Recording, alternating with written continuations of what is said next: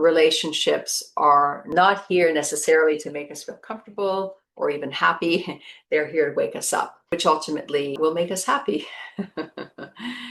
So we can't insist that relationships make us comfortable or happy, because that really keeps us stuck and also doesn't allow us to really interact with that relational field in a way that's truly going to be helpful for us and ultimately for the other as well.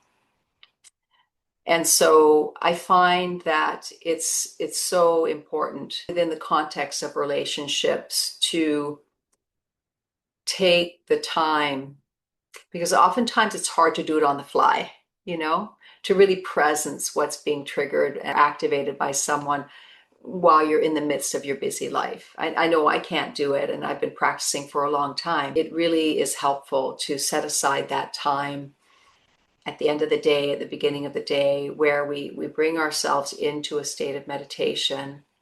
And then, just as we did this evening, just call forth that person that you long for a more harmonious relationship with, and let yourself work with everything that arises. Work, not really work, but presence, everything that arises. Let yourself be touched by it, and that will begin to solve the energies, which usually you find out as you work with them, that they're not about the other person at all. They're more related to something that happened a long time ago, and that person is activating it through the current circumstances of our relationship. And I want to also say that this work doesn't happen overnight. I mean, sometimes you can do this kind of practice, it can bring you clarity pretty quickly. But, there are certain souls that are in our lives right now that we've had hundreds of lives with. And so there can be a lot of layers. So it's really important to be patient with this process. And also, I think something that I hear people say as well is, oh my gosh, I thought I had cleared that, and here it is again.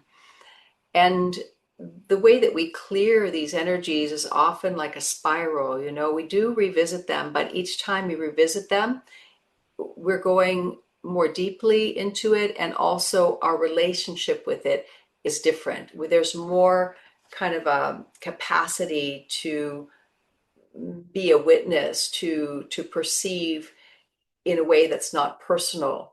And that allows us to go more and more deeply into what it is that this relationship is teaching us, and how it is that it's helping us to grow. So I just really wanted to underscore how important it is, I feel, to set aside some time, particularly with those relationships that feel difficult right now, or that you're wanting more closeness with. It may be a lovely relationship, but you're feeling sort of like ships in the night with them, and you're wanting to feel more intimacy. And there too, you can bring that relationship to mind and go through the same process. And oftentimes what will happen there is you'll realize that actually the space is perhaps something that's needed by both people right now. And accepting that and opening to that, and letting it also reveal to you maybe the ways in which you cling to another, or you depend on another to make you feel a particular way. And so that can be a really good lesson too, and is a helpful thing in relationships, to allow both the closeness and the space, right? We come together, we go apart, we come together, we go apart. And in both situations, there is a lot of growth and learning that can happen.